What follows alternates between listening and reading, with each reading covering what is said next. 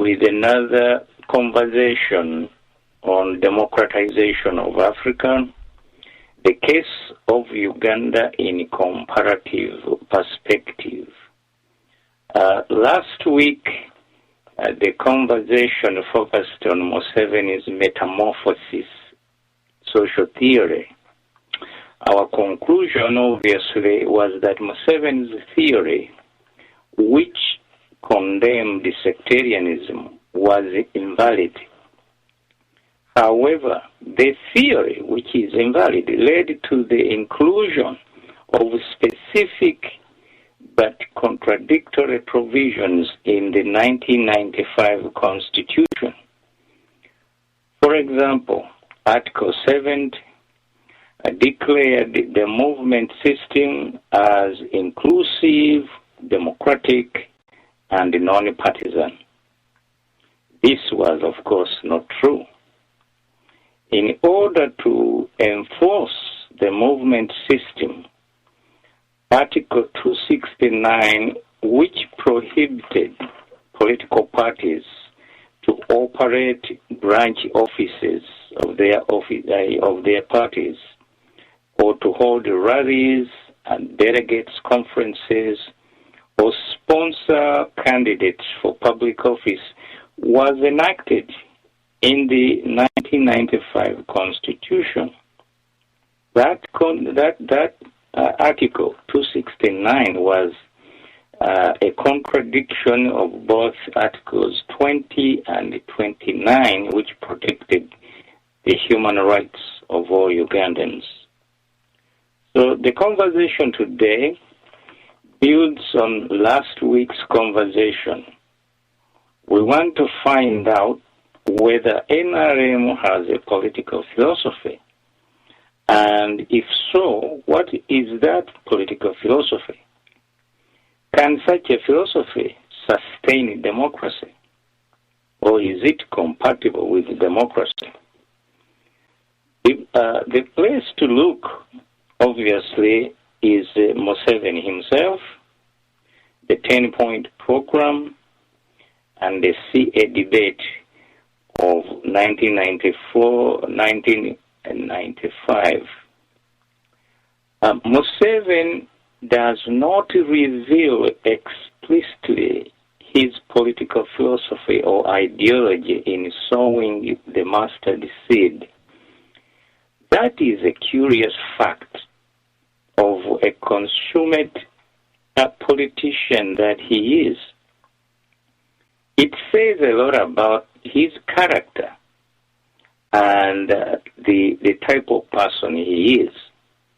Not surprisingly, however, Museveni did not, as a national leader, articulate a specific ideology or philosophy during the CA debate on which to validate and anchor the 1995 Constitution.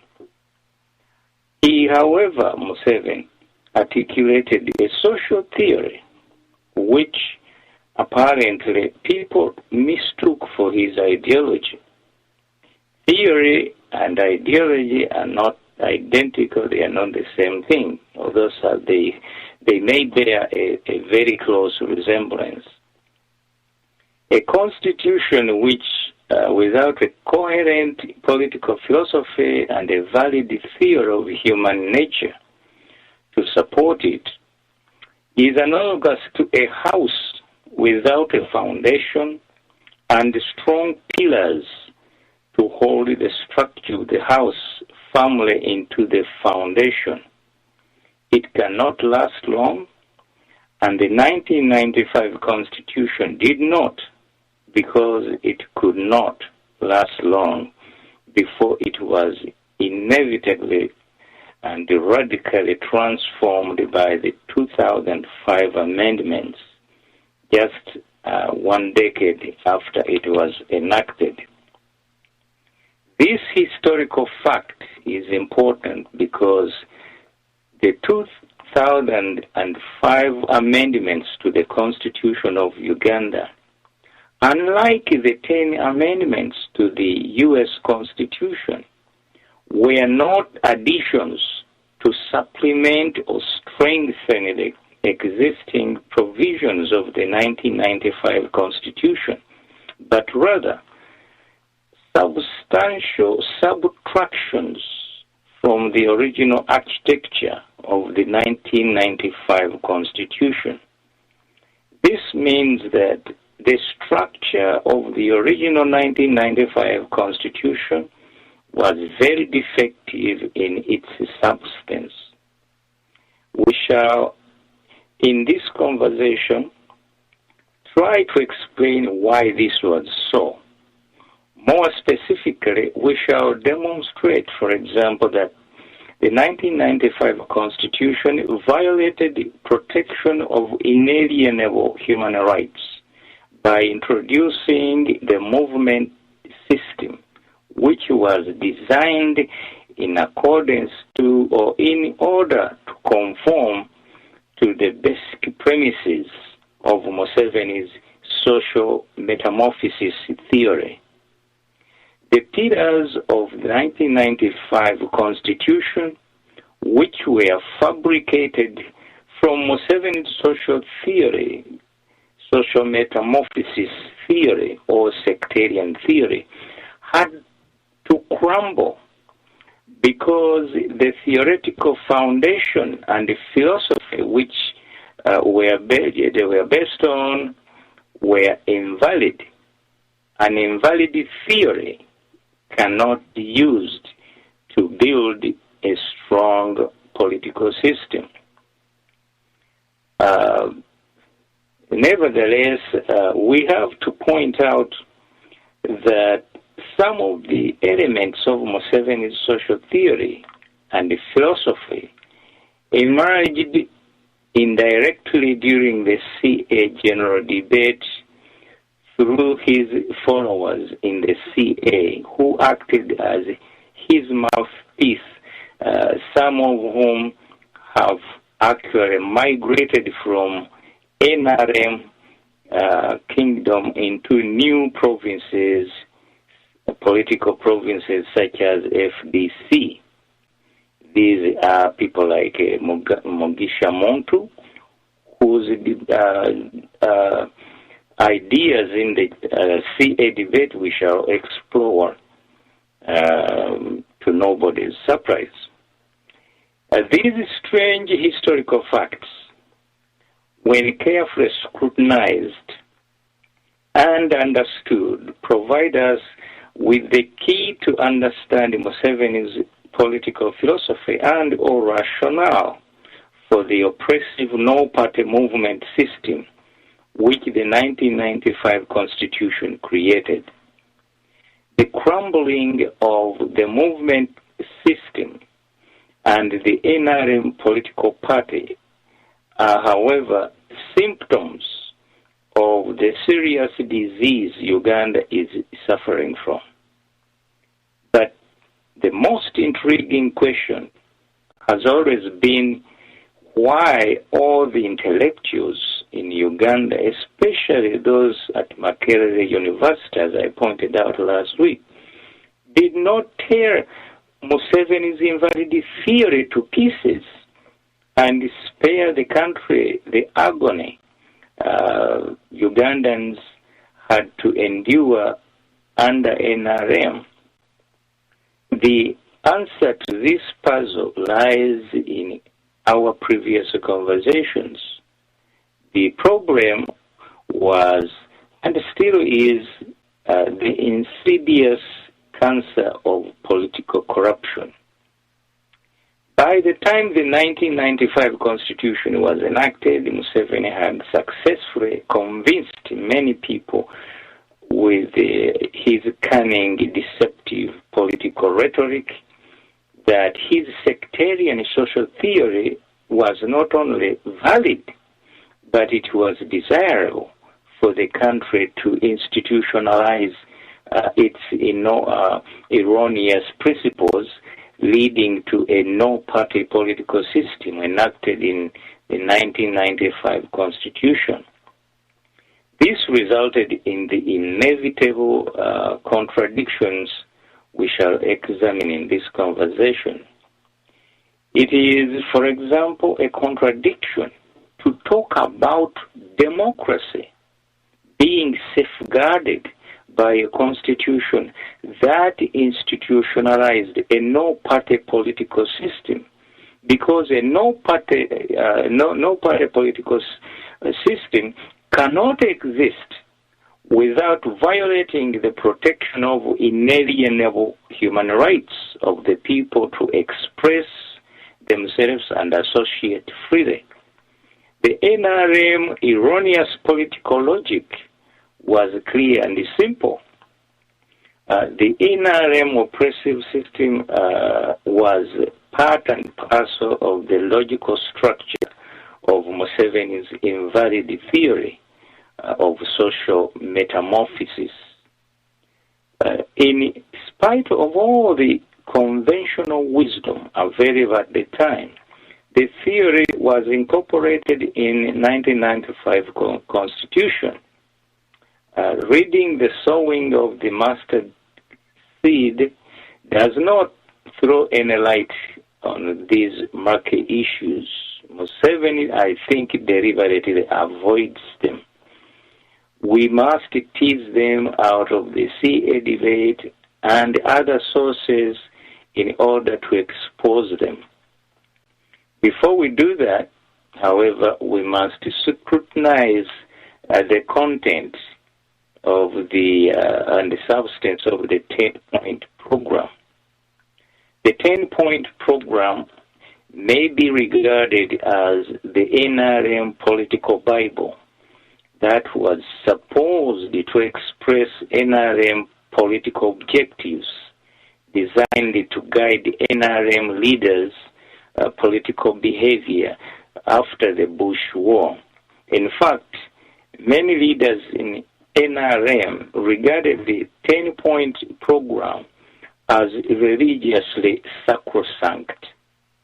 NRM leaders who abandoned NRM or joined the other organizations cited the NRM leadership deviation from the 10-point program as the reason or justification to depart from the mother party, NRM. We therefore believe that the 10-point program provides the basic elements of the original NRM political philosophy or thinking.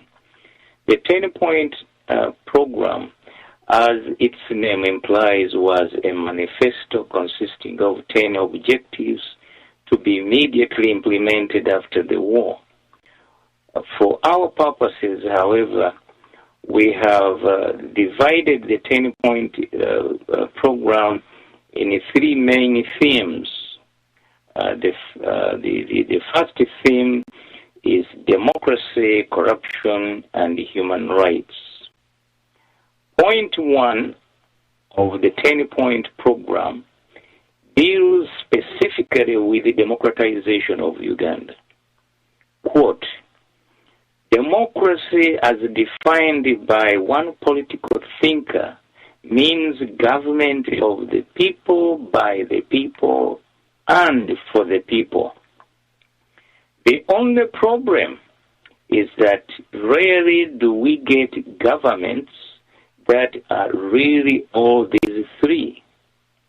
There are a lot of mockeries of democracy around the globe. In our case, for democracy to be meaningful and not a mockery, it must contain 3 elements: parliamentary democracy, popular democracy, and a decent level of living for every Ugandan.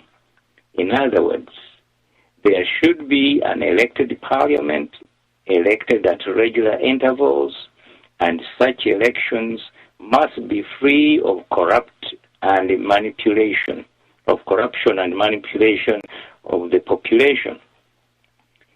In addition to this exercise, however, there must be people's committees at the village, Muluka, Gombola, Saza, and district levels.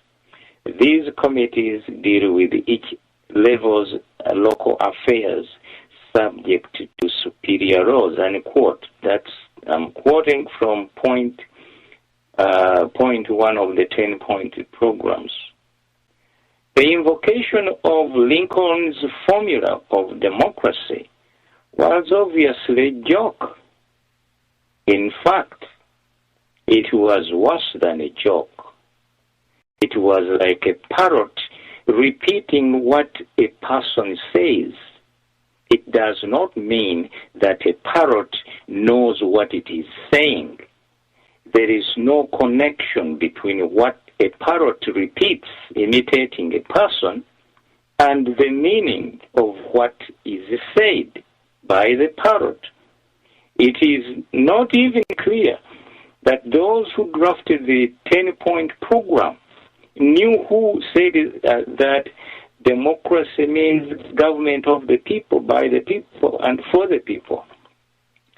They refer to Lincoln as a political thinker. Lincoln was a politician and the president of the United States. In any case, NRM record on democracy is clear.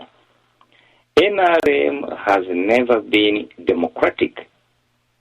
The parliament of Uganda consists of corrupt stooges who dance whenever Museveni plays his NRM tunes, flavored with the regular corrupt cash payments to MPs. Ugandan parliament is a mockery in the true sense of the word. So the mockery, NRM point 1 of the 10-point program, the mockery is NRM. The electoral process in Uganda has never been transparent, it has never been free, and it has never been fair. So you cannot have, under those conditions, a government of the people, by the people, and for the people. The first 10 years of NRM regime was based on the RC system, Resistance Council system, which was indirectly elected. Direct elections only existed at the village level. Therefore, the electoral system did not produce a government of the people, by the people, for the people. As currently constituted, the NRM, according to Article 6 of the NRM Constitution, is a multi-ideological political organization. We don't know what that means. Lincoln did not have in mind such a political organization when he uttered his immortal and universal definition of democratic government at Gettysburg.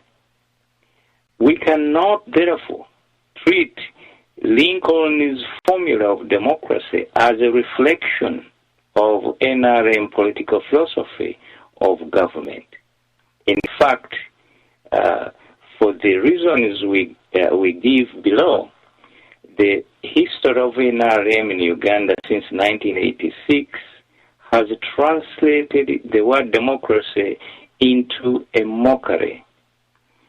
In order to understand both the theory and the philosophy of democratic government, we must look at the founding fathers of the American Republic for guidance as to what the concept of democracy means by examining both the theory and the philosophy on which democratic government is based. The framers of the U.S. Constitution had a valid theory about human nature and the rational political philosophy that articulated the purpose of government compatible with the theory of human nature on which the democratic government was founded. If human nature is taken as a universal constant in politics, specific principles and structures must exist in order to sustain democracy. In writing Federalist Paper number 51, Hamilton and Madison, two of the founding fathers of the U.S., pointed out that due to human nature, checks and balances are what devices necessary to control the abuses of government. But what is government itself but the greatest of all reflections on human nature? If men were angels, no government would be necessary. If angels were to govern men, neither external nor internal controls on government would be necessary. In framing a government which is to be administered by men over men, the great difficulty lies in this. You must first enable the government to control the governed, and in the next place, oblige it to control itself. A dependency of the people is no doubt the primary control on the government, but experience has taught mankind the necessity of auxiliary precautions, unquote. That quotation is from the Federalist Paper number 51. However, the founding fathers of U.S. pointed out governments exist for a good reason. Quote, justice is the end of government. It is the end of civil society. It ever has been and ever will be pursued until it be obtained and until liberty be lost in the pursuit. In a society under the forms of which the stronger faction can readily unite and oppress the weaker, anarchy may as truly be said to reign as in a state of nature, where the weaker individual is not secured against the violence of the stronger, and as in the latter case, even the stronger individuals are prompted by uncertainty of their conditions to submit to a government which may protect the weak as well as themselves. So, in the former state, will the more powerful faction or parties be gradually induced by a like motive to wish for a government which will protect all parties, the weaker as well as the powerful. You can't get it better than that to tell you why you need government and why it should be democratic. These two quotations give us a clear picture of what a democratic government is and what its purpose should be. Democratic government resides in institutional checks and balances. The primary purpose of government is to protect, ensure the administration and ensure the administration of justice. This purpose of government, as conceived in 1787, translates in what today we call the rule of law and the protection of human rights in modern political rhetoric. It is now obvious why the NRM has failed to democratize Uganda and protect human rights. The NRM regime under the movement system had no institutional checks and balances. The RC system was in fact designed to incorporate civil society into the state structure itself, a situation similar to what existed under the communist regimes. The so-called broad-based government was designed to destroy political opposition. The theory on which broad-based government structures were founded was sectarian social theory, which we demonstrated earlier last week was flawed and invalid. Sectarian social theory was in fact formulated to justify political oppression. Sectarian social theory found its constitutional expression in Articles 70 and 269 of the 1995 Constitution.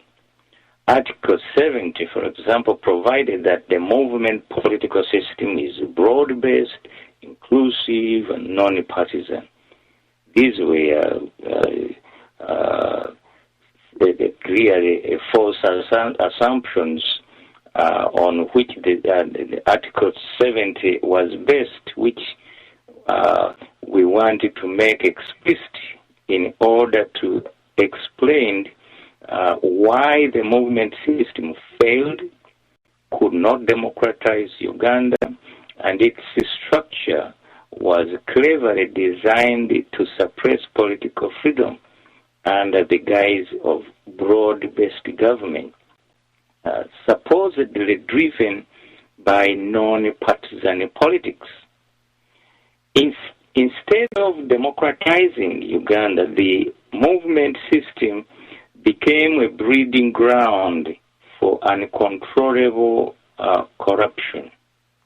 When Article 70 declared that the movement system was inclusive and non-partisan, it was assumed that membership in the movement system was voluntary.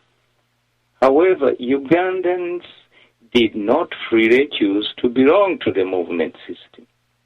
All Ugandans were deemed to be members of the movement by legal presumption under the Movement Act of 1997, which in fact violated a right to associate guaranteed by the Universal Declaration of Human Rights, which specifically spells out that you cannot force people to belong to an association. Obviously, a right to associate includes a right to refuse to associate. The second false assumption was that there can't be such a thing as non-partisan politics. All politics is about the pursuit of self-interest. All politics originates from or is driven by human nature. No self-interest can be non-partisan, individually or collectively. Moreover, if there was such a thing as non-partisan politics under the movement system, why was Article 269 of the 1995 Constitution necessary? Article 269 prohibited political parties to open and operate branch offices, hold delegates conferences, hold political rallies, sponsor candidates for public office, or carry out any activity that was deemed to be to interfere with the movement political system. If there could be such a thing as non-partisan politics, Ugandans would have been very happy under the movement system. And in fact, there would be no need to abolish the movement system in favor of multi-parties. Moreover, even the movement system, due to the absence of checks and balances, corruption destroyed the institutional structure of the NRM government. Due to corruption and the absence of checks and balances in the government, there was no democracy in Uganda between 1986 and 2005. Political party activities were explicitly prohibited, as we pointed out about, by Article 269. Political freedom, as suppressed by the Constitution itself, banned partisan politics. Even after Article 269 was repealed from the Constitution in 2005, the electoral process was not free and fair. There were two main causes for the failure to democratize Uganda. One cause was institutional defects of the movement system. The second was the invalid theories propounded by Museveni, on which the movement system was founded. The third was the suppression of political freedom expressed in the rigorous prosecution of the crimes of sedition and sectarianism until sedition was declared by the Constitutional Court to be void for being inconsistent with Article 29 of the Constitution. And lastly, corruption made it very difficult, if not impossible, to democratize Uganda. Now, the 10-point program, the second theme is we put under economy, social services, and resettlement. We know now today, and from Museveni's previous speeches at the UN and also at the State of the Nation, that although he prides himself to having grown the economy, we know that multiplying the size of the economy is not the same thing as taking care of the welfare of the people. The people have no jobs in Uganda, and these are young, educated people. Many of them are either underemployed or unemployed, and they are riding borders. The social service, there is a serious deficit in the protection of socio-economic rights.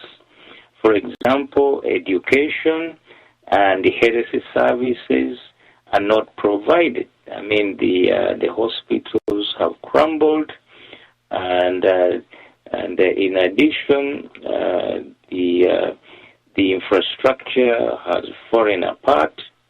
And we are told, the 10-point program also was aimed at resettlement of displaced people. And we know how many millions in Acholi and Lango, how many of these people lived in a camp for 20 years. And that is not a success in a resettlement. It is the opposite. So, these were all in the objectives of the 10-point programs. So there was a big failure as far as we are concerned.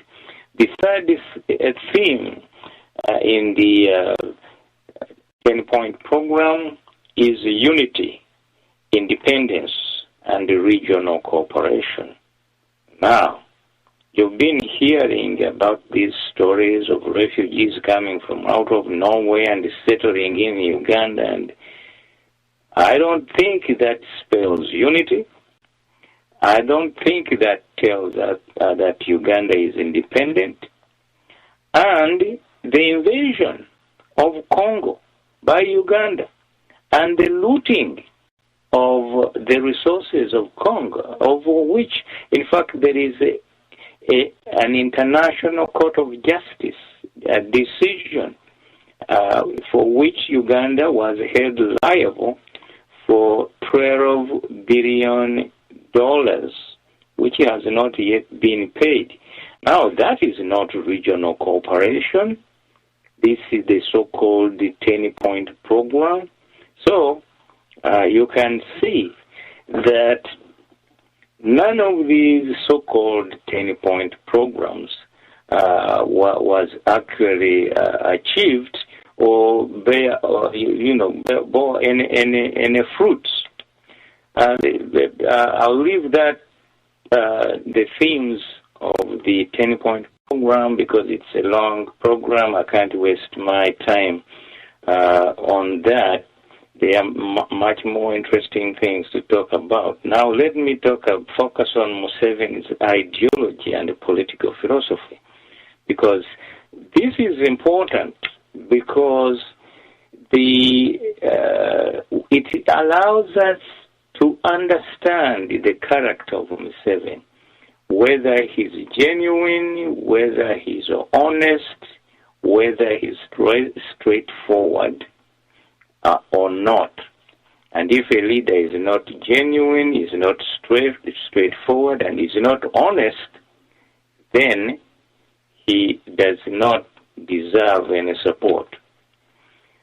We have been able to trace the one speech in which Museveni came close to articulating a philosophy for a constitution, and one interview in which he evaded the question by equating nationalism with his ideology. Clearly, Museveni has been living in an ideological double life since 1988.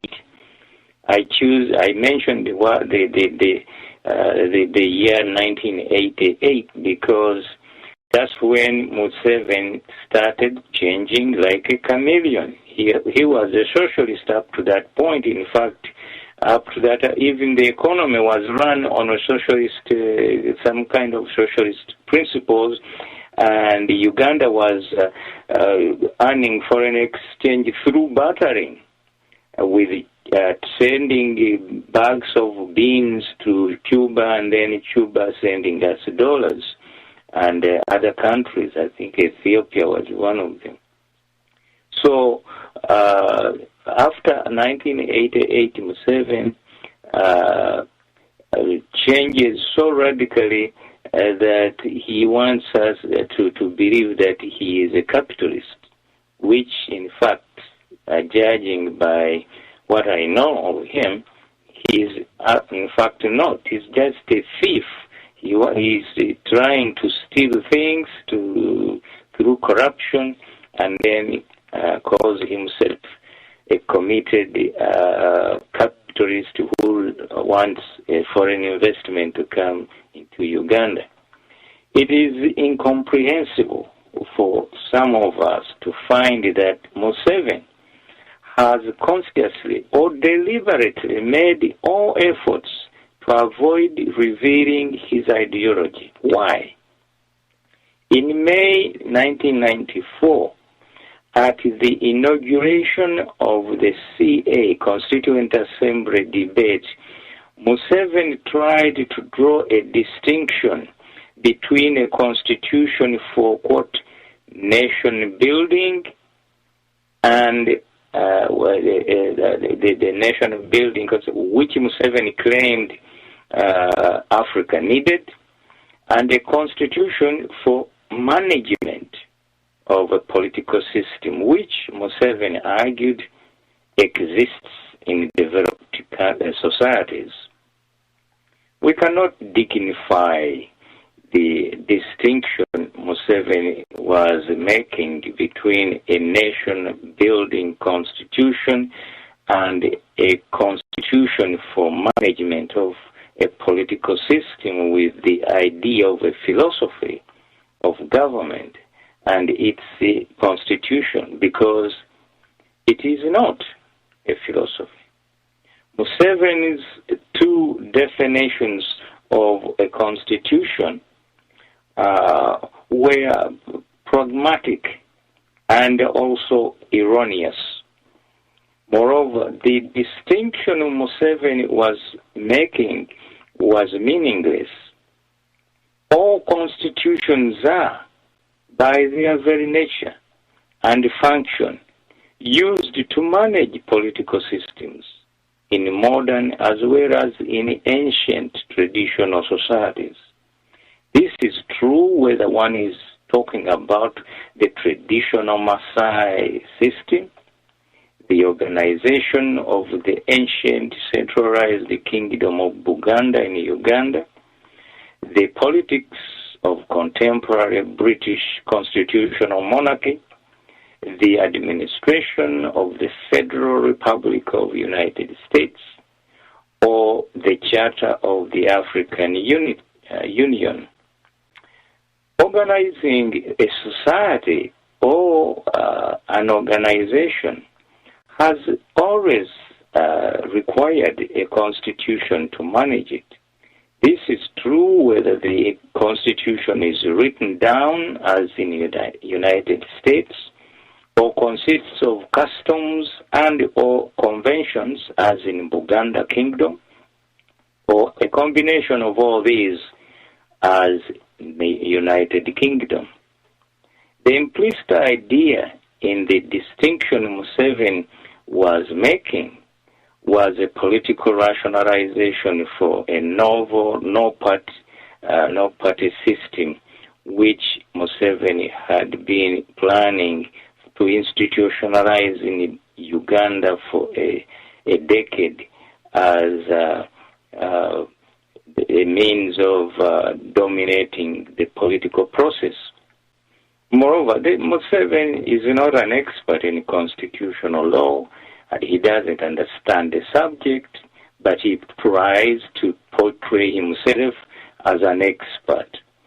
Just as he wrote the theory we discussed last week, and I demonstrated to you that it was invalid, it was Museveni attempting to do what he cannot accomplish. So, the second occasion was when Museveni equated nationalism with his ideology by way of evading a philosophical question he was asked by Ofono, of all people, Ofono Opondo, who was at the time a practicing journalist.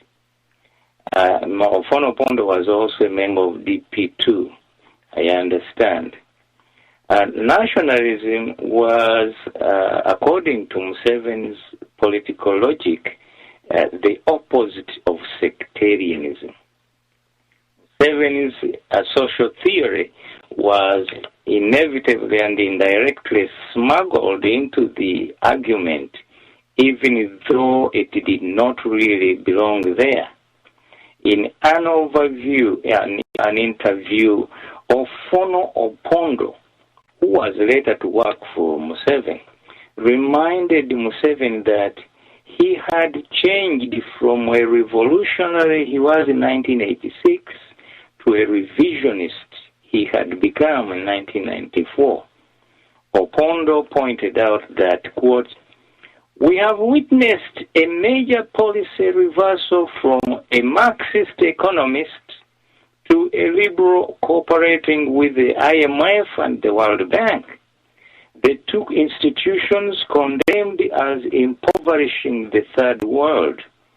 What would the situation be like if they were not there?" Opondo asked.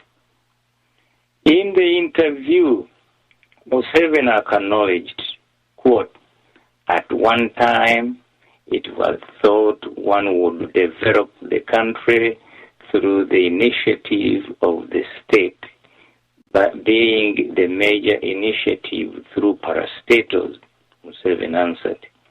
There was the thinking, he went on, the idea that Museveni has changed is absolutely not true, because Museveni has always been a nationalist. Being a nationalist, his job is to make the country independent, not dependent. If he could do it by government initiative, it's better. But if it can be done through the private sector, so much the better. So, for the nationalist, the crucial thing is the tools that will bring the results towards his goal, making his country independent or relatively independent it isn't absolute, unquote.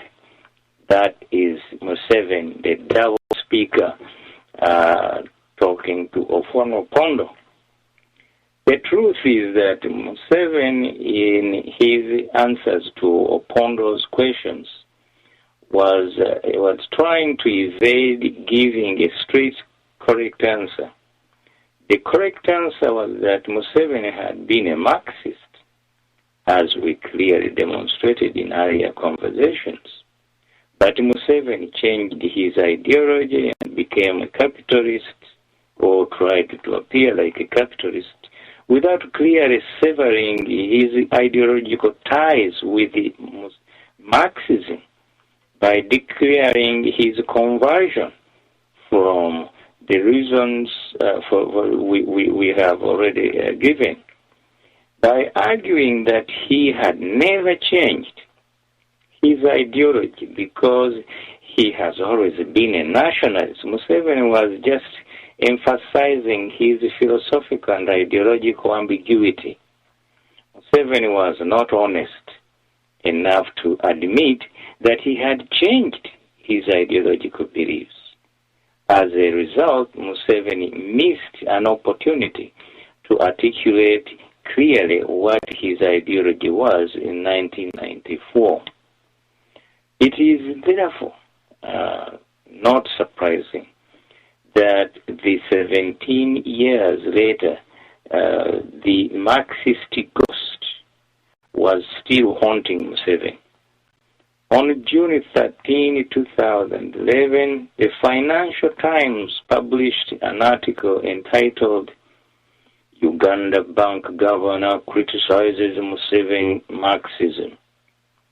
In the article, the author, Katrina Mansion, pointed out that what was common knowledge to many of us, quote, Mr. Tumusiime Mutebire is credited with having persuaded Mr. Museveni to abandon Marxism and its price and currency controls, and in the process reduce annual inflation from 240% to single digits, unquote. The article, in apparent reference to Museveni's ideological ambiguity, pointed out that, quote, Museveni's continued embrace of elements of Marxism was undermining the economy. Now, let me point out to Museveni's heroes, because we are not trying to tarnish his image. Museveni has three heroes we are aware of. One of his heroes was Julius Nyerere, a strong socialist in Tanzania, but obviously not a Democrat. And then the second character he admires before his death was Muammar Gaddafi of Libya.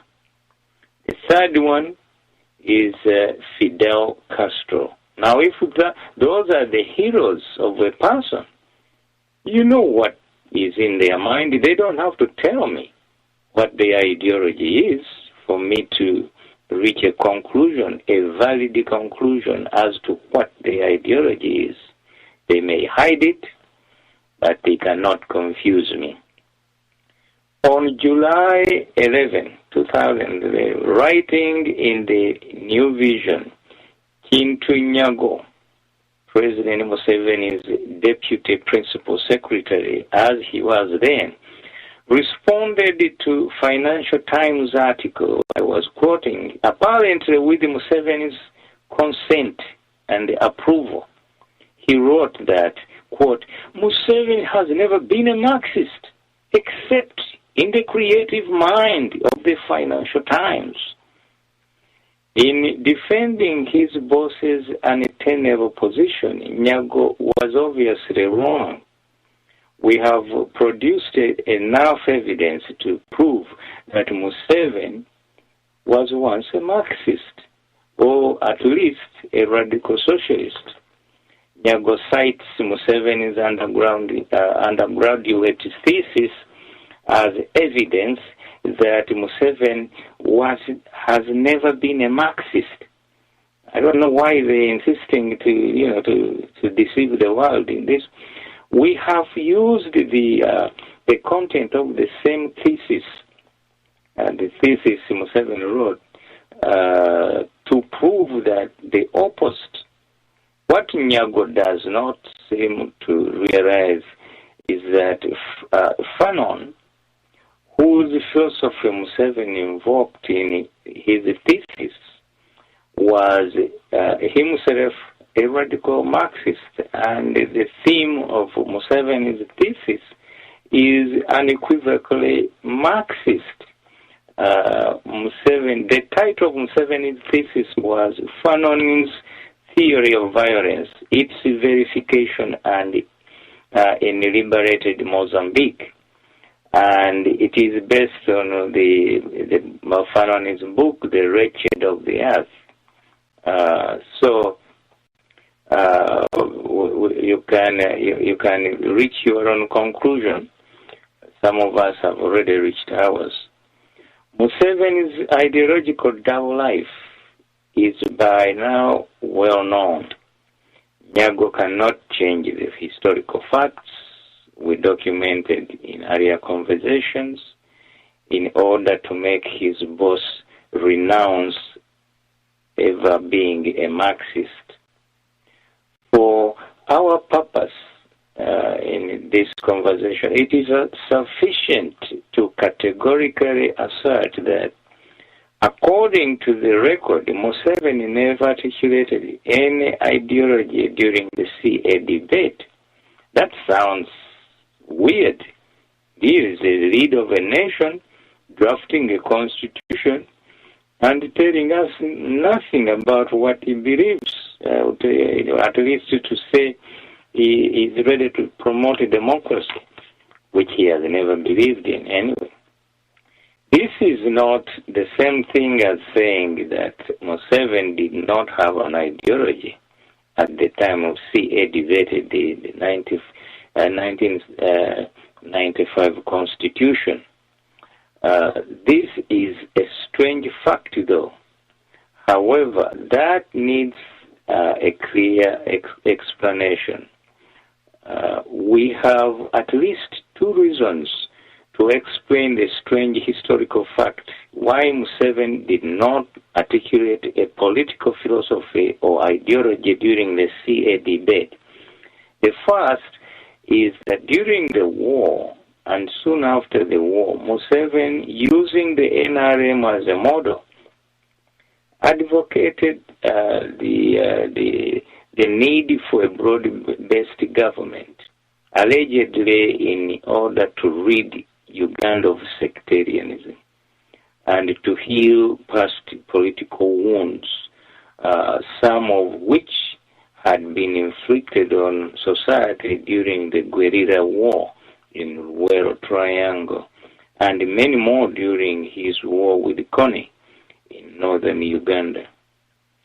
In retrospect, the justification of a broad-based government sounded logically persuasive, but in fact it turned out to be a mistake and a political tragedy for Ugandans as well.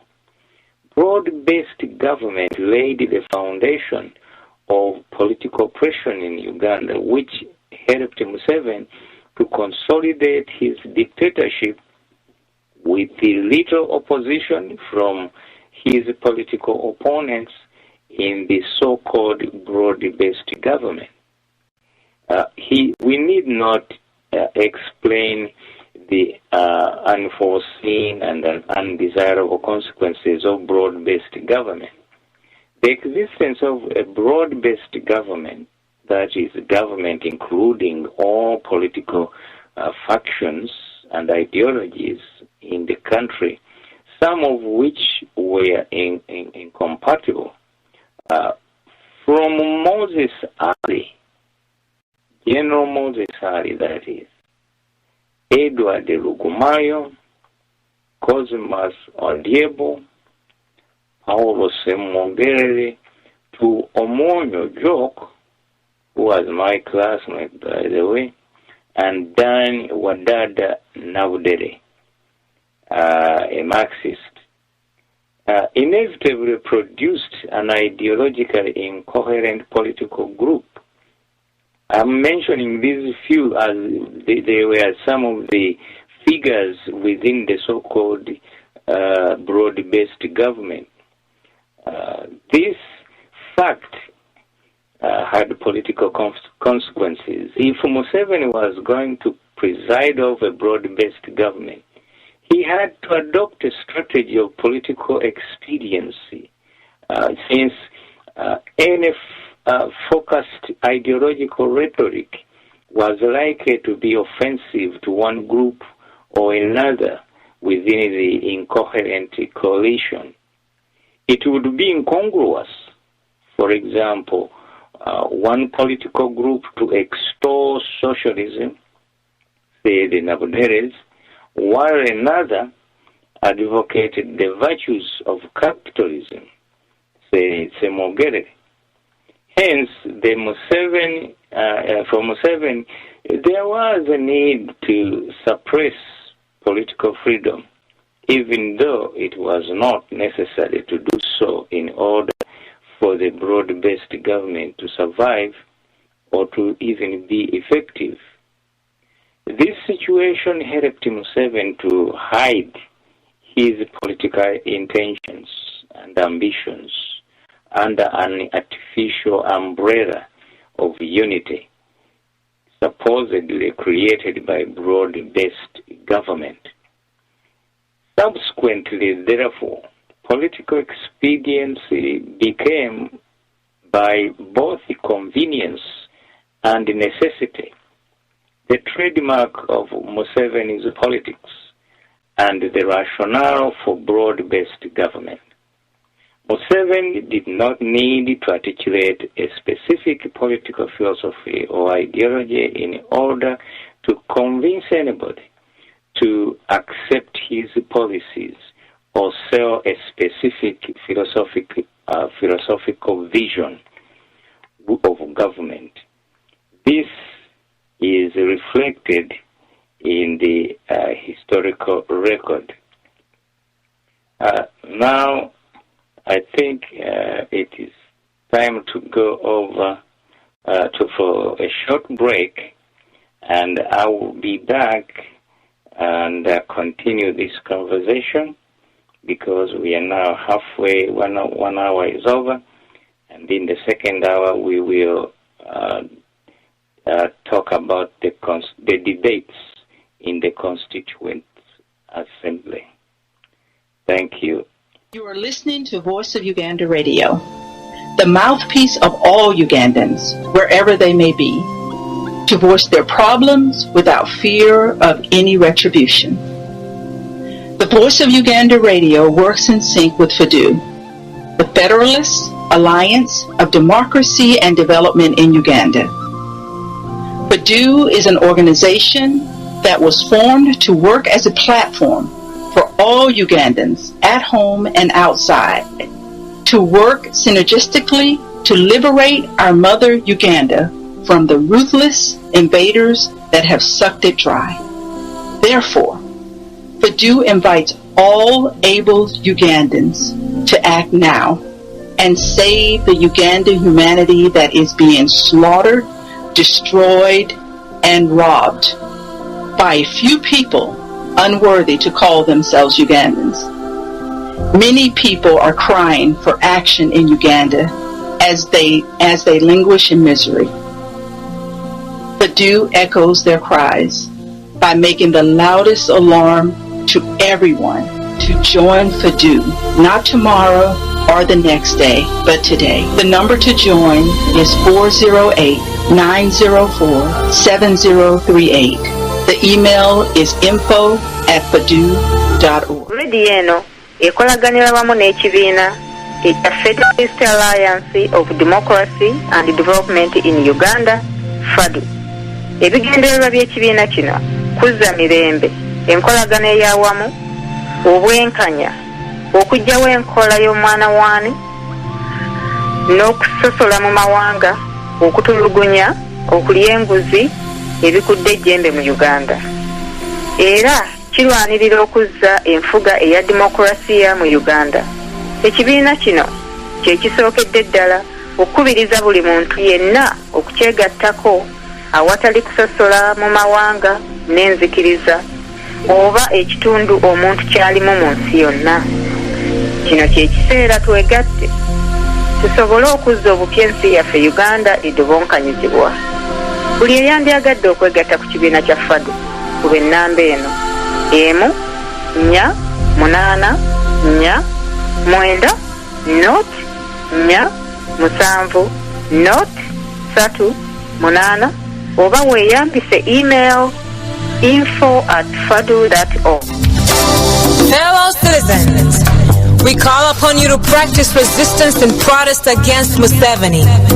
We call upon you to oppose strongly the Museveni government, which is responsible for the downfall of Uganda. It is important to know that Museveni is afraid of the millions of people who are living. Okay, this is Mubilu Musoke, back to democratization of Africa, the case of Uganda in comparative perspective. We are now going to focus on the Constituent Assembly debate in 1994-95, which produced the 1995 Constitution. That's important because if we are going to get democratization of Uganda, there must be some philosophical basis for us to democratize Uganda. As I quoted, the founding fathers of U.S. had a clear theory of human nature and a philosophy of government that was compatible with the democracy. And if human nature is a universal component of politics, then there are the institutions that establish democracy must bear some resemblance, no matter whether you're in China, in the U.S., or in Uganda. The CA debate. In the CA debate, there was no unifying theme, philosophy, or ideology to hold together the views of the NRM members who participated in the debates that produced the 1995 Constitution. Behind the need for a new Constitution was a desire to guarantee and institutionalize democracy in order to avoid repeating the past, according to the 10-point program. But the politics that drove the process and the debate in the CA, the Constituent Assembly, militated against democracy due to the invalid theories postulated by Museveni, whose objectives were not democracy, but securing control over political power in the country.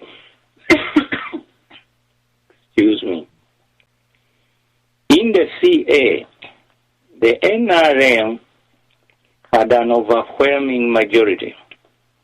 Therefore, NRM, with its crooked theory formulated by Museveni, dictated the results of the debate.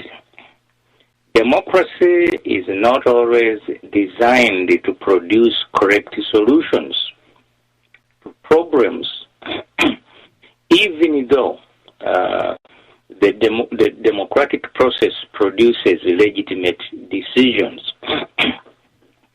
Let me explain this sentence, which says that democracy is not always designed to produce correct solutions to problems, even though the democratic process itself produces legitimate results. What I mean by that is that in democracy is not a science. It does not always give you the correct answer, even though it may give you an incorrect answer. That answer will, however, be legitimate, unfortunately. So we have to understand this, and this is the way Uganda functioned at the time. The CA, they voted according to the rules of procedure. A majority voted to approve whatever they were approving. In other words, they voted for a constitution which was incompatible with the protection of inalienable human rights, as I pointed out. So that is important to understand. These facts set the stage for the enactment of a crippled constitution that would neither guarantee nor protect inalienable. The debate in the CA was an exercise in futility, in my opinion. In fact, that the fact that within NRM there was no unifying theme, philosophy or ideology, was a significant factor. It shows first that NRM was an artificial political creature and lacked philosophical coherence or ideological unity. And second, it partly explains the contradictions and the inconsistencies in the process, the content of the 1995 Constitution, reflected in Article 20, which declared human rights to be inherent, Article 29, which specified the rights to be protected, Articles 68 to 76, which created the movement system of government, and Article 269, which we have referred to, which nullified, in effect it nullified the provisions of Articles 20 and 29, which purported to protect inalienable human rights. Although the NRM members in the CA formed a caucus which, when it came to the CA debate, the individual members expressed personal views. They therefore did not present a philosophically united front. The only purpose of the NRM caucus was apparently to enforce the voting procedures on which the decisions of the debate depended. Let us look at a sample of the views expressed by some of the prominent members of NRM, such as Elia Tukahirwa Kategaya, Amama Mbabazi, General Mugisha Muntu, as he was then, and Lieutenant Noble Mayombo, as he was then. Elia Kategaya, for example, argued during the general debate that, quote, one party is not good because some people are in, others are out, unquote. The movement, on the other hand, he said, quote, embraces many sectors of society as possible because the movement is the people. Kategaya went on to argue that the political system that we want, if we are going to have stability, must accommodate as many legitimate demands as possible. People must feel they belong, in my view, he said. If there are those who are in and those others outside, then those outside will have to come in by any means. And we know what means are used. I think Kategaya was, in a way, a philosophy, a prophecy of doom, which exists right now. Kategaya's argument had one immediate purpose: to frame a political system organized in such a way that everyone was included in the same organization.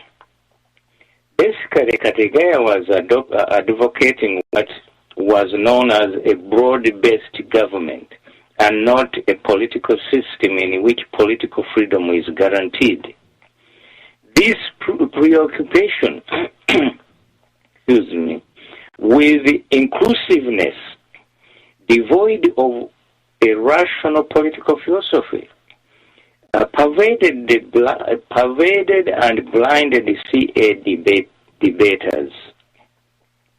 They did not focus on political philosophy as a timeless ideal aimed at protecting individual liberty and justice.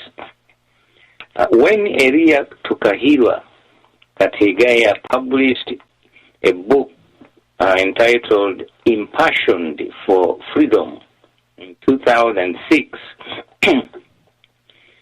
what he said in the CA debate seems to have come back to bite him with a vengeance. I'm quoting his book, published in 2006, entitled Impassioned for Freedom. In my naive thinking, I believed that President Museveni will live up to the stature of a statesman and be the first president of Uganda to retire as per the Constitution and thereby set a constitutional precedent. I still strongly believe that this should be done for the sake of the future stability of this country. I have spent most of my youth running up and down and even went into exile because of bad politics, and I don't wish my children to experience the same problem. That is Kategaya, a quotation from his book. Kategaya exemplifies one of the tragedies of the CA debate, which was not based on a profound political philosophy dedicated to the protection of liberty and the protection of human rights. Clearly, the regret expressed by Kategaya reflects the universal failure of NRM to democratize Uganda. The short-sightedness of the CA debate, which lacked a rational political philosophy, was to prove to be a fatal political disease. Inclusiveness in NRM was a political ploy. It was not based on a principle. This explains why Kategaya's words in CA debate came back to haunt him. The inclusiveness of the NRM Kategaya was talking about was not philosophical, but pragmatic politics. In 2003, Kategaya was dropped from the cabinet by Museveni because he openly disagreed with the removal of term limits from the Constitution and openly supported the restoration of multi-party system. Philosophically, that issue was part of a general principle of democratization. It was not a policy issue. Kategaya's case, nevertheless, is a good example of the problems of suppressing political freedom or inalienable human rights, which was capriciously done under the movement system. Even senior members of NRM like Kategaya could be punished for advocating what Museveni did not endorse. The contradictions within NRM political philosophy were exposed for all to see. The CA debate took place when political party activities were banned. Disagreement on issues meant very little, but in the cabinet, disagreement was suicidal, even though the government at that time was supposed to be broad-based and non-partisan. These terms, which constituted the essence of NRM political rhetoric, had no philosophical content. They were used as political devices to hoodwink the people of Uganda. When Kategaya argued that the movement system was better because it was inclusive, he forgot that NRM inclusivity required conforming to the ban on political parties and therefore violation of inalienable human rights. By 2002, if not earlier, many members of NRM lacking a principled and consistent political philosophy were speaking with many contradictory voices. Political freedom is a valuable normative component of democracy which injects a little rationality into the game of partisan politics. In the long run, the NRM system was not sustainable because it was built on a contradiction. On one hand, NRM was declared by the law that it was inclusive under Article 70 and of 1995 Constitution. However, the law also banned political party activities, and Article 269, one had to forfeit political freedom in order to enjoy inclusivity within NRM. Obviously, Kategaya's argument was invalid for the same reason. Political inclusivity within NRM was an artificial political delusion because it was founded on a philosophical vacuum. Now let us look at another member of the CA who made some arguments in the CA. This member is Amama Mbabazi. The inconsistency of NRM political philosophy was more explicit in Amama Mbabazi's argument in the CA, a general debate. Amama Mbabazi argued, quote, I agree with the Honorable Nabdere that the whole process of constitutional making is about power sharing. But I do not agree that this can be achieved by a multi-party system. Political party is just one constituent part of the people. And since power is indivisible, then once a party takes over, it does so to the exclusion of others. It is only the movement type of system that ensures sharing power. That's Mbava's arguing in the CA. Mbava's argument is a justification of broad-based government, but the argument is based on a false premise. The argument that power is indivisible, for example, is a jurisprudential hearsay. The principle of separation of powers, which emerged with the democratization in Western Europe, facilitates the division of power of the state horizontally by apportioning and investing political power institutionally in the executive, the judiciary, and the legislature. This is what, when I quoted Hamilton and Madison, was meant by, that institutional checks and balances. Vertical division of political power divides power between national, state, and local governments in federal systems. Vertical division of power facilitates and makes democracy more effective and leadership accountable through structural reconfiguration of the state in which the people are sovereign.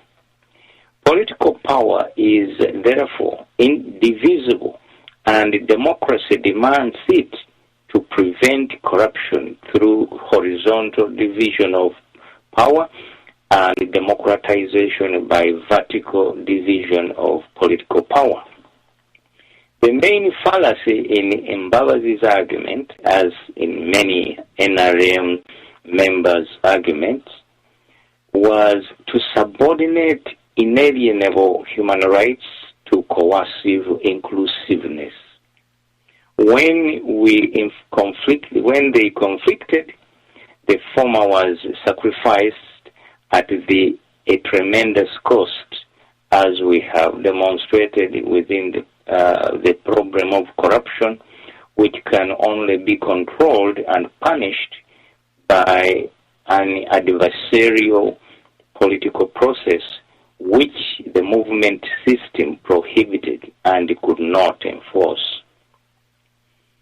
Mbavazi and other NRMCA delegates, however, seemed to have been aware that the principle of proportional representation could undermine his argument, because proportional representation can both preserve inalienable rights through the independence of political parties and encourage inclusiveness at the same time. With proportional representation, political freedom is protected, while at the same time embracing the inclusiveness without the contradictions of suppressing political freedom practiced by NRM system. Coalition governments achieve the same results, but on a more temporary basis. The movement system focused on inclusivity while ignoring or even endorsing the suppression of political freedom in order to achieve its political objectives of suppressing inalienable human rights. Now we look at Mayombo. Noble Mayombo also made very interesting arguments in the CA.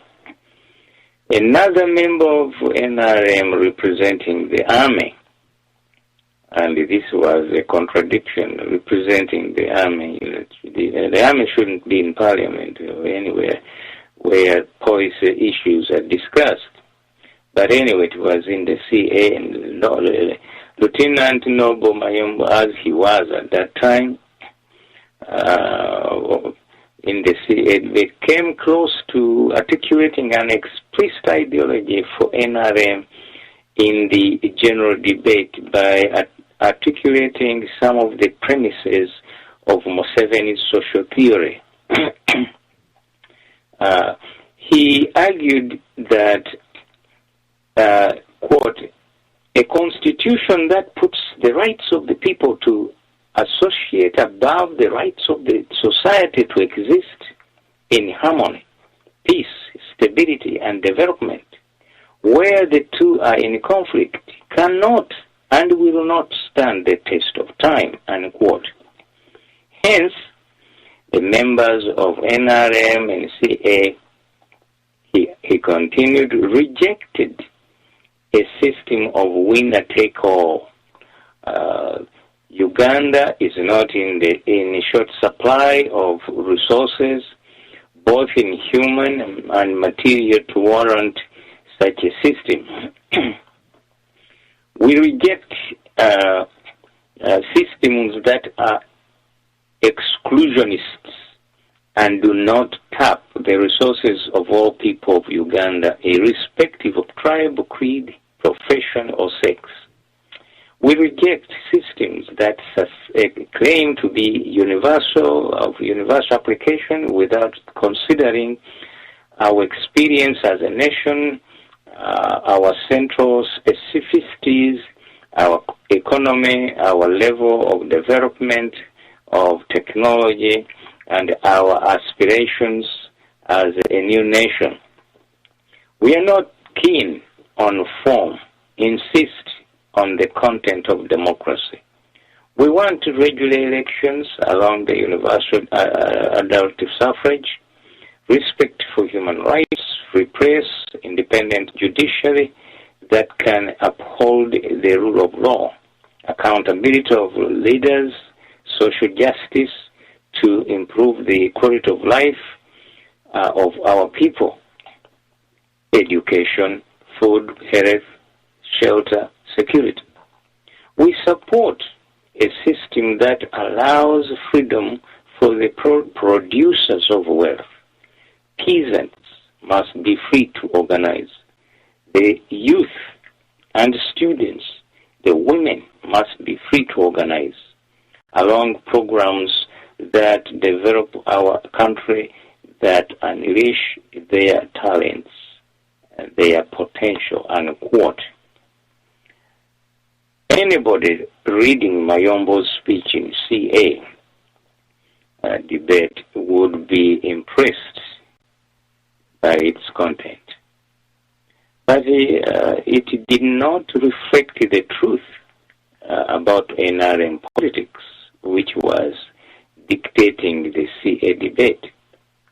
NRM does not, quote, uphold the rule of law, unquote, as Mayombo argued, while the police are shooting pregnant women and children at peaceful rallies, respect of human rights, free press, while the media houses are shut down for no justifiable cause for over 10 days, like the Monitor, guarantee the independence of the judiciary, while the Black Mambas occupy the High Court, or enforce accountability of leaders, while corruption explodes in the whole nation.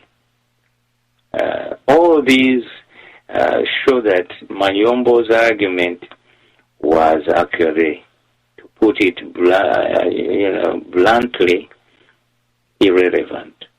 Therefore, rhetoric is one thing and political reality and NRM quite another. It is interesting to note, however, that Mayombo's statement, freedom to organize, is recognized only for producers of wealth, peasants, youths, students, and women, but not for ordinary individuals, like Mubilu Musoke. Obviously, under NRM, freedom to organize did not extend to the members of the political parties. Note, however, that the statement comes close to embracing the political tenets of the socialist one-party system without saying so explicitly. This is an obvious contradiction in the statement that proclaims the rule of law, independence of the judiciary, freedom of the press. Mayombo's statement is a good example of the deliberate philosophical ambiguity and duplicity typical of NRM members at that time. We note that NRM recognized the same categories of people mentioned by Mayombo for purposes of representation in the CA and later under 1995 Constitution, representation in Parliament, in addition to the handicapped, whom Mayombo did not mention. But the social theory on which the political philosophy is founded is murky and amorphous. There is therefore there is no reference to development and technology as determinants of constitutional norms. There is vague reference to the content of democracy, which is not universal according to Mayombo. But at the same time, there is recognition of the basic rights and accepted by the democratic system, universal suffrage, free press, independence of the judiciary, and the rule of law. Mayombo argued for the respect for human rights and independence of the judiciary, but later in his political career, Mayombo became the head of the military intelligence chieftaincy, or chieftaincy of military intelligence, whichever way you want to say it. The latter organization has been accused of torturing detainees in safe houses. The military intelligence chieftaincy was responsible for harassing Colonel Chiza Besigye before he fled to South Africa, accusing him of daring to challenge Museveni's position of NRM leadership in 2001. It is therefore clear that Mayombo's human rights rhetoric in the CA debate was not based on political principles founded on a rational political philosophy. The facts and the practice on the ground were very different from Mayombo's rhetoric. Lieutenant Mayombo, as he was then, like the 10-point program, argued that the problem of Uganda started with the economic policies and the politics of colonialism, which breed conflict, because colonies were to produce raw materials whether they wanted or not. Quote, a peasant-based economy without industry creates conditions of instability. There was no inward-looking infrastructure to meditate against, to facilitate exchange and create the culture of independence. If a conscious colonial policy kept commerce in the hands of the Asian middle class, which made the Asian survival dependent on the colonial state, and civil service dominated by Baganda and Western Uganda, the army and other paramilitary institutions by the north, and the eastern Uganda, and the south as a labor reserve, unquote. We have already responded to the arguments similar to Mayombo's when we criticized the Museveni theory of social metamorphosis, which is the apparent source of Mayombo's arguments. It is sufficient to point out here that the causal link between colonialism and the political or social conflict, as well as economic underdevelopment of former colonies, is not universally borne out by the history of former colonies such as US, Canada, and Australia.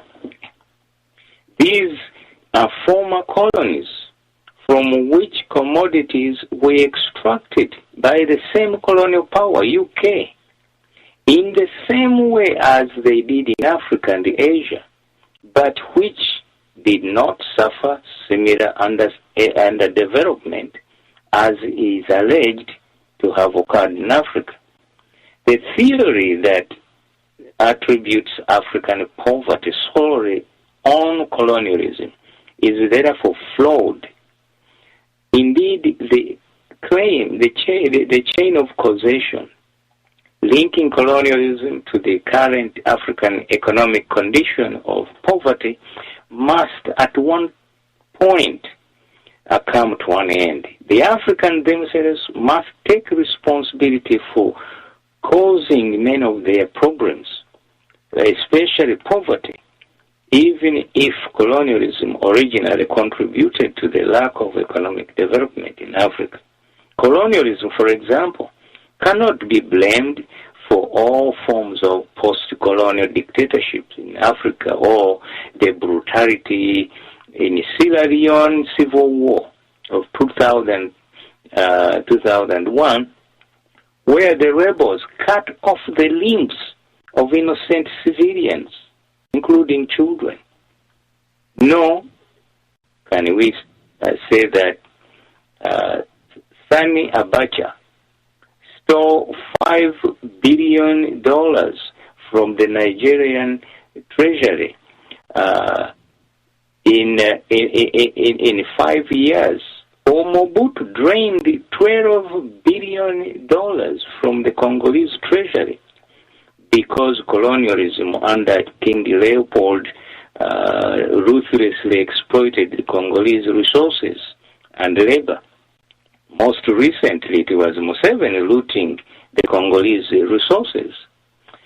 In fact, the ICJ held Uganda under Museveni's NRM regime responsible for stealing Congolese resources. So Mayombo's argument doesn't make sense. Plundering African treasuries due to corruption contributes directly to Africa's poverty. For example, Museveni is currently doing the same in Uganda.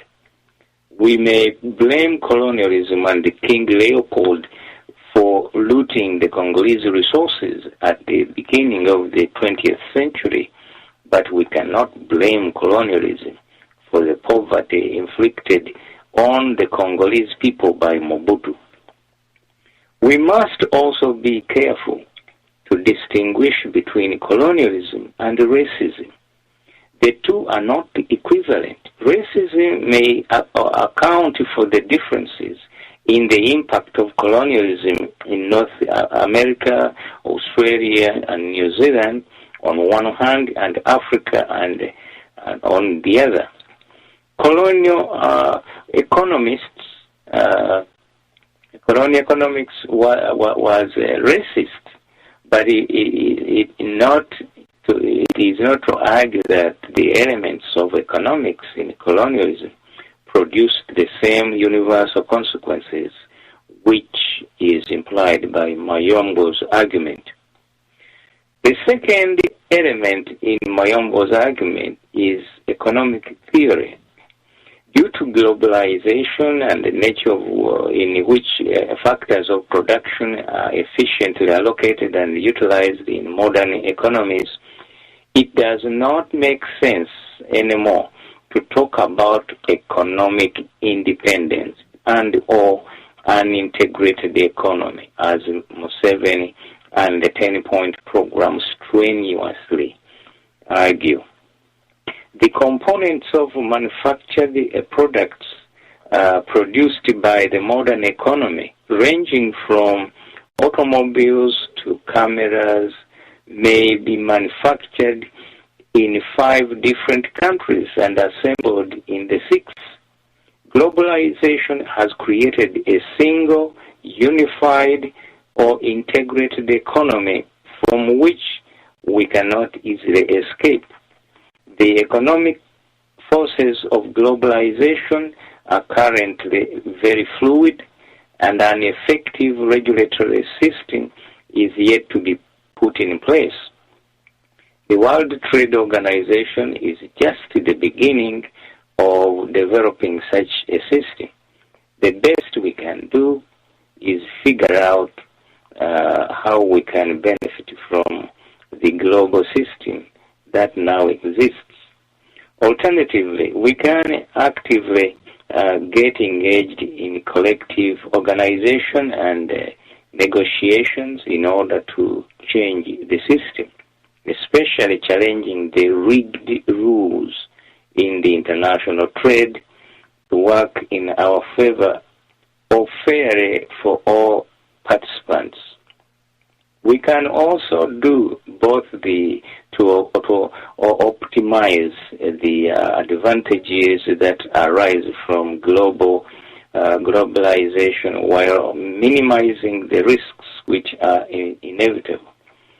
Economic independence for nationalism, as Mayombo and the 10-point program argue, is now a political myth that lies outside the realm of the present economic paradigm of the global economy.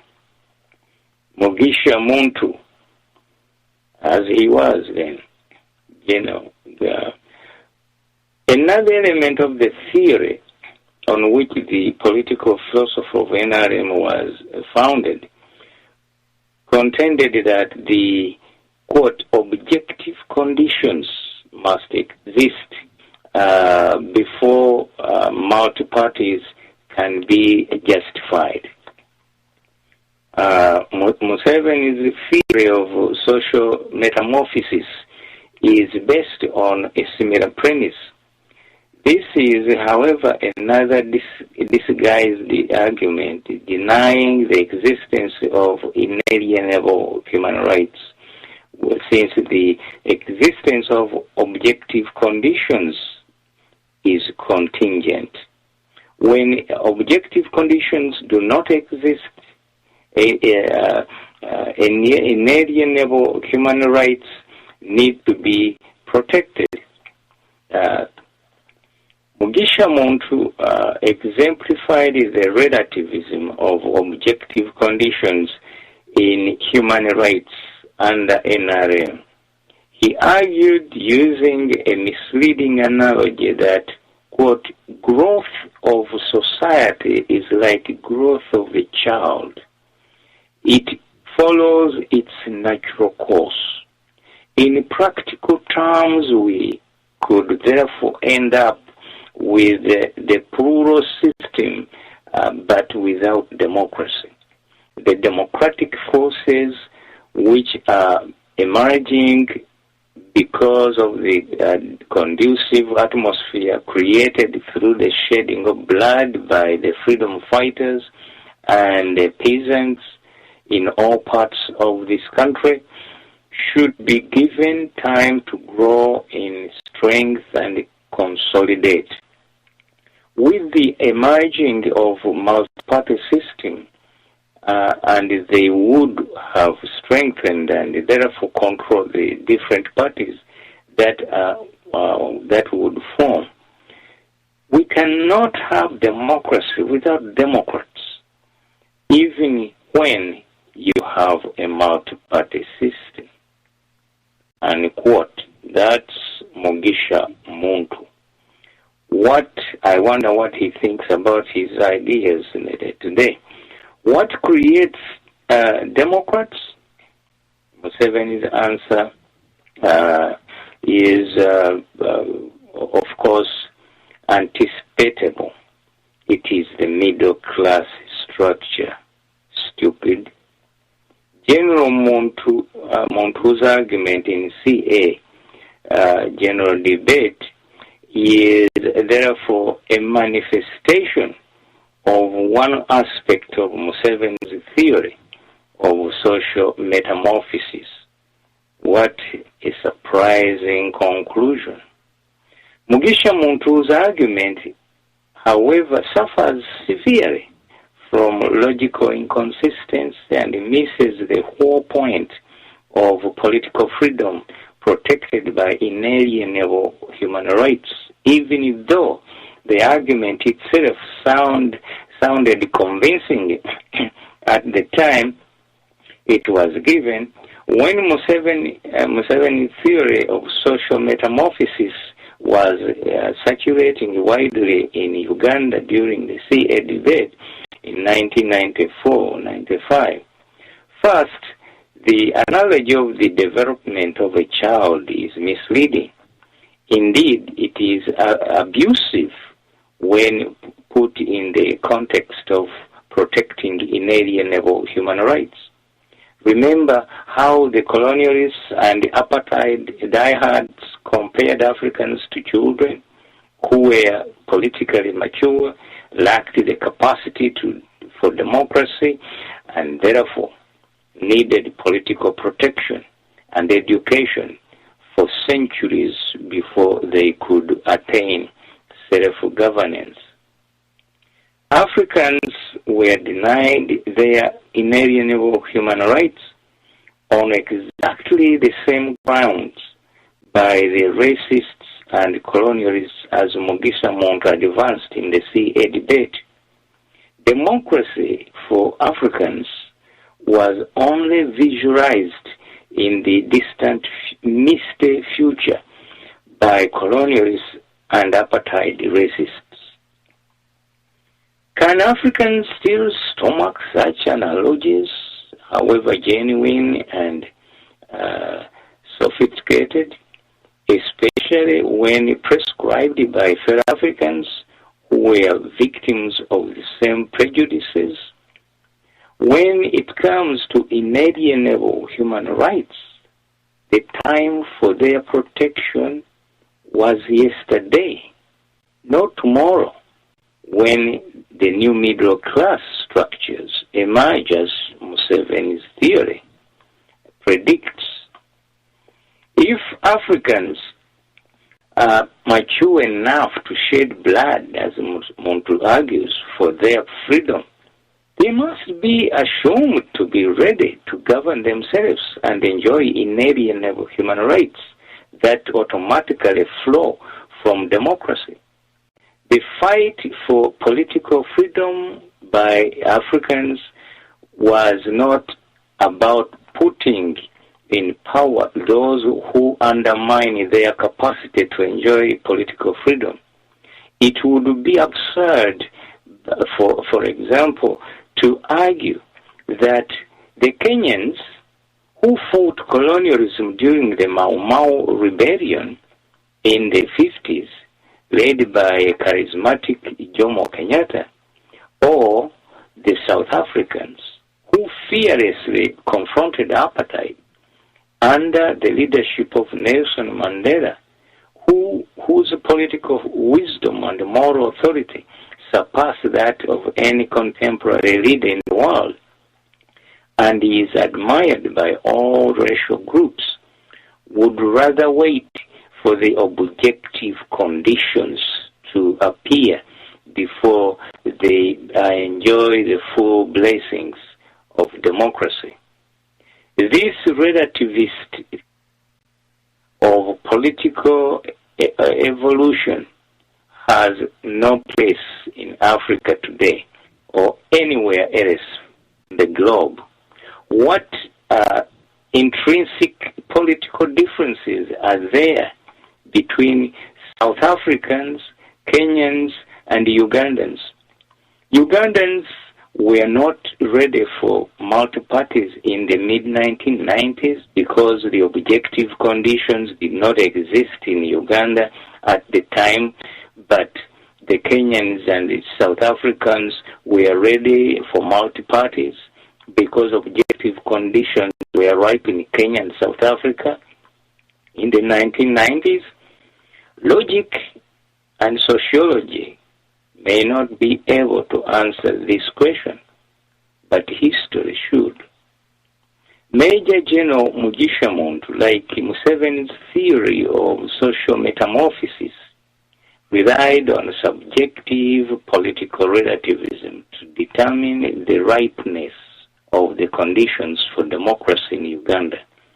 The problem with this test, which rejects universality of the components of democracy and was articulated by Mayomba as well, is that it is unfounded and cannot be sustained by comparative historical facts. The forces of social causation in Africa, which are traceable from the inception of colonialism, have operated in the same way across the African continent regardless of time and place. If this element of relativity was an essential element of democracy, certain societies below a certain threshold of economic development, otherwise lacking the so-called objective condition threshold, would have indefinitely endured political pressure without any reaction to oppose it, because the absence of the objective conditions would prevent them from perceiving the injustice they are suffering from. Historically, this has not been the case anywhere.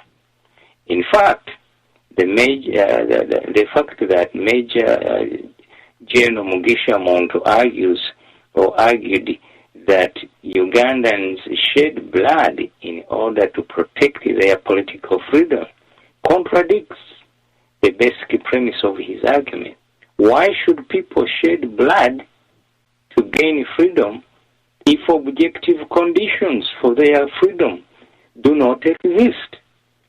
We must assume that the people who shed blood for the purpose of gaining freedom and enjoy inalienable human rights must be assumed to be ready for the enjoyment of their inalienable human rights. Otherwise, the people who shed blood either do not know or cannot understand the reason why they are shedding blood, presumably for a higher cause of being free from oppression. The people in Luweero Triangle fall in this category. Museveni used them for his purposes and then turned around and argued that they were not ready to enjoy inalienable human rights because there was no middle class in Uganda. Similarly, the forces that brought about the struggle for independence in Africa were certainly universal in nature, and they could not be prevented from taking place or bringing about social change. They were activated by the universal sense of justice and the desire for liberty, not class solidarity or configuration of middle-class structures. Similarly, for more illustrations of the same issue, we may cite the example of the abolition of slavery. The abolition of slavery was activated by universal forces of social change and desire for liberty. Societies change in order to facilitate more democratization and dispense justice to all. The societies do not change because specific objective conditions exist. In fact, they change in order to create or react to undesirable existing conditions. These changes do not depend on or caused by specific class structures or configurations. Slavery was opposed from the day it was instituted. It was not rejected because specific objective conditions existed in the society. On both sides of the abolitionist movement and their opponents, there were all classes united and confronting each other in the course of activation or resisting social change. Most of the leaders of the abolitionist movements were prominent people belonging to the top class in society. It was their conscience that drove them to action to defend liberty and at any price. The same is true in the contemporary movement to rid the world of dictators, established democracy and protect human rights. From Dakar to Dar es Salaam, and from Cape Town to Cairo, democratization is demanded regardless of the level of economic development or class configuration in society. Compare the level of economic development in southern Sudan, where the poverty-stricken voters in 2011 voted to secede, to regain their independence and self-determination after 30 years of civil war with Egypt and Tunisia, where mass demonstrations of the rich millionaires and poor street vendors broke down autocratic political regimes. Civil wars were fought in Ethiopia, Sierra Leone, Rwanda, Burundi, Angola, Mozambique. These wars were not about class conflict or objective social conditions, but the desire for freedom and justice and democracy by the people. On the African list of events, we may add the Soviet Union, Yugoslavia, Palestine, Northern Ireland. With so many so much diversity in the quest for freedom and democracy, the idea of objective conditions necessary for democracy to exist must be discarded from the vocabulary of human rights and democracy, because it is an ideological distortion of political reality and history. Political freedom is desired by all people regardless of their level of education, economic development, race, gender, ethnicity. Deep down, the desire for freedom and democracy is a symptom to rectify injustice. All societies have an inherent self-regulating, self-preserving mechanism, viable at any stage of their evolution, that propels the inevitable causation of social change. The concept of objective conditions is an extraneous, artificial, ideological construction that is irrelevant to objective history. NRM, political philosophy, is not only ambiguous, as we have tried to demonstrate, but also lacks a time content in its framework. That is a scale of determining the appropriate time in history when the objective conditions are right. Major General Mugisha Muntu was specifically asked on September 1994. The question was this: how long should Ugandans wait to have political parties? In his answer, he used an analogy of a bean sprouting and growing. However, the analogy cannot tell you definitively when the appropriate time is in order to allow multi-parties to exist. But ultimately, Mugisha Muntu put his faith in a referendum as what the best way to test people's ability, provided it is protected by an adequate period during which the proponents of the different points are allowed to do so without intimidation, unquote. This point of referendum is important, and there are two issues arising from Major Mugisha Muntu's answer. In his answer, he was careful to make sure that the referendum would be held under conditions that guarantee a free and fair election.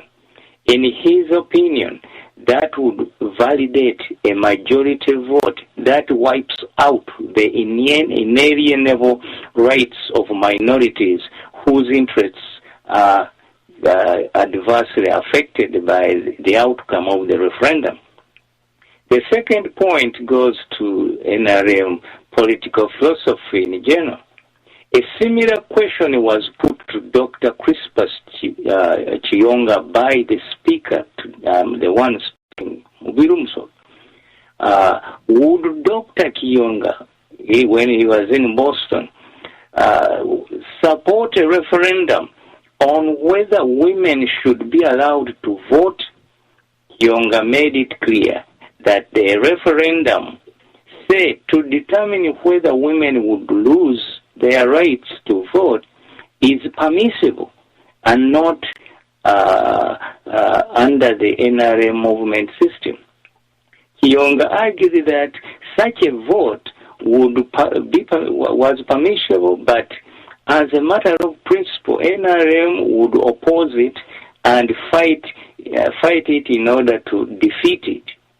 Dr. Chiyonga obviously missed the point of the essence of protecting inalienable human rights. There is a conflict between the answers given by Dr. Chiyonga and Major General Mugisha Muntu.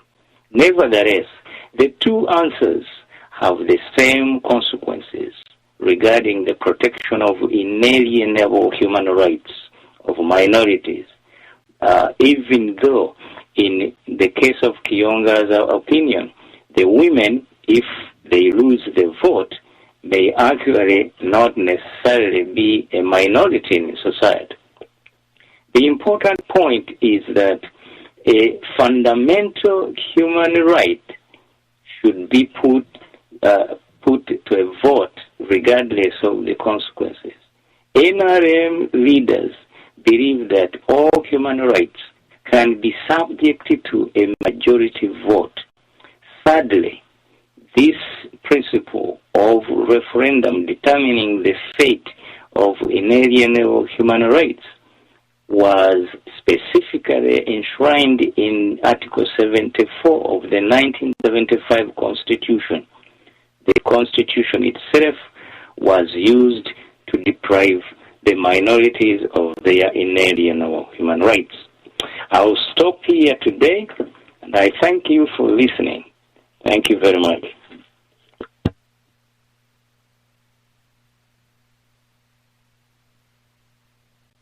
Nze nsi yanta nina okwewaamu okwo